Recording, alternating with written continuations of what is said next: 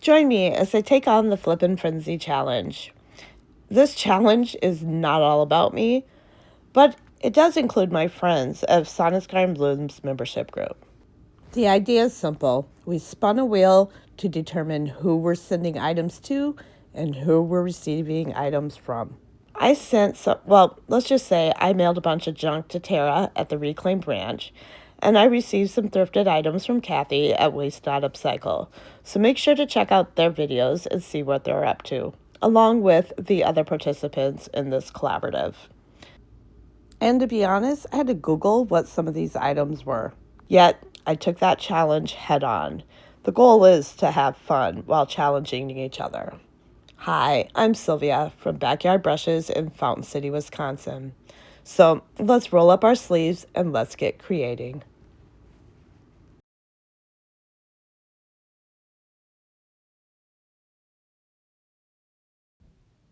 For project one, I used this grater masher, and to be honest, this is one of the items I had to Google.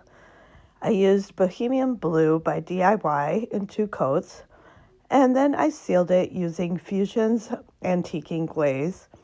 I just covered it and let it sit. And then I grabbed a paper towel and I wiped off all the excess.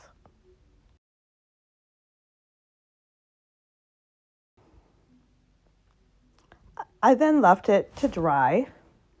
I used these clips that I had from Amazon and I just clipped, I think, 3 of them on. Well, I guess they're not clips, but more like hooks that are clips. And I placed them on the grater. I printed out a vintage postcard that I used from Canva and I clipped it right to the grater. And I thought the handle would make a really good hanger, which is why I kind of went this route. And I'm not good with bows and stuff, so using some lace and some crumpled velvet, crushed velvet, I made a messy bow. And I just, cut the random pieces in the X, used the crushed velvet to tie it off, and then I tied it onto the grater. And I have a fun little, postcard, card holder, photo holder that could be used for the holidays. I try to keep it a little neutral so it could be used also throughout the year. So really not knowing what the item was, it actually turned out to be a really easy flip. I do believe Ginger Chick uses a similar item to do floral arrangements, but I wasn't going there.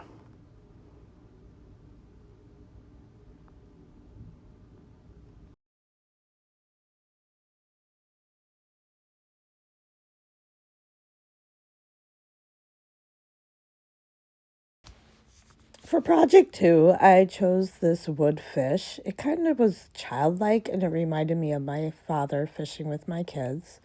So I went around the edges with aviary green from DIY, and I also painted the back. Using Kremlin by DIY, I gave a good 2 coats to the top. I then used liquid patina, and you can use whichever decoupage medium you prefer. I just happen to like liquid patina. And I went around the center of the fish, leaving, approximately an inch around the edges. And I just filled it in with the liquid patina. I used Canva and I designed my own print and I printed it off with the laser printer and I used a rice paper, mulberry type paper. And my paper wasn't large enough to cover the whole fish, hence why I have an edge around my fish. And I just applied the paper to the liquid patina and used my fingers to adhere it or push it into the patina. I then went over the top of it with the liquid patina again to seal it, and I could kind of see where the paper had adhered, and I just followed the same path that I had previously used with the liquid patina, and I just covered the paper and sealed it.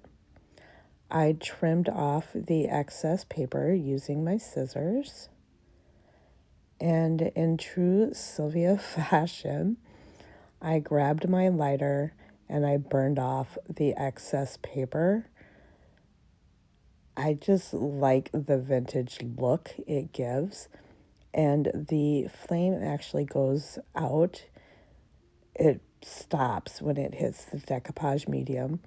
I don't recommend doing this inside, even though I am, but I do have water on hand. Once I had the edges burned off, I just used the liquid patina again to seal the project or the paper onto the fish. I then decided it needed a little bit more, so I ran around the edges with a small brush and weathered wood by DIY. And then I decided that wasn't the look I was going for. So, using Dark and Decrepit by DIY, I decided to fill in the whole edges of my fish. And then I was like, nope, this isn't the look I'm going for either. So, using baby wipes, I took off the excess liquid patina, which also took off part of the paint. So I went around using the DIY dark wax, and I just smeared it in all over the edges of my fish and the side edges. And I wiped that off with I wiped it off with paper towel, and then I went over with baby wipe and kind of wet distressed some of it. And I kind of liked that vintage look with the weathered wood better than just that clean crinoline color edge. And I always seal the back of my projects. And if you notice, my hook is on the bottom. I wasn't paying attention, so I did have to add another hook to hang the photo. I do have a shop on the Mississippi River, so I think this will sell pretty fast.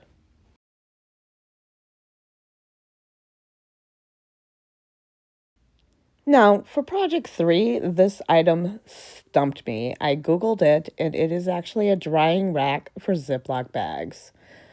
So after giving it some thought, I painted the inside with white birch from Fusion's Alchemy line, and I did the outside spokes with thistle from Fusion Alchemy. And this project was inspired by my granddaughter, who's 4 years old and is staying with us. I have learned in this little visit how much she loves her hair ties, her hair bows, and her bracelets. Yet they are scattered everywhere. So once I finished painting it, I tried to weave fabric between the spokes. However, alchemy paint needs to be sealed, and I had sprayed it with Rust-Oleum paint, and the little mechanism in the middle wasn't moving like it previously had, in which I thought I could weave the fabric through. So I gave up just trying, and I just wrapped the fabric and tied it off around the bottom spokes. And I didn't get that too well on camera. However, my granddaughter now has a stand to hang her bows and her hair ties and her bracelets, and it's kind of fun. And a huge shout out to Kathy at Waste Not Upcycled for these fabulous items, and I'm keeping the vintage lace and thread for myself. I'd love to know which project was your favorite, so please comment below and also let me know if you come across any of these items, if you'll be trying to flip them also. Don't forget to check out the videos with the collaboration for some great ideas in thrifting. And if you found this video inspirational, please hit subscribe below and follow me along on my creative journey. Thank you.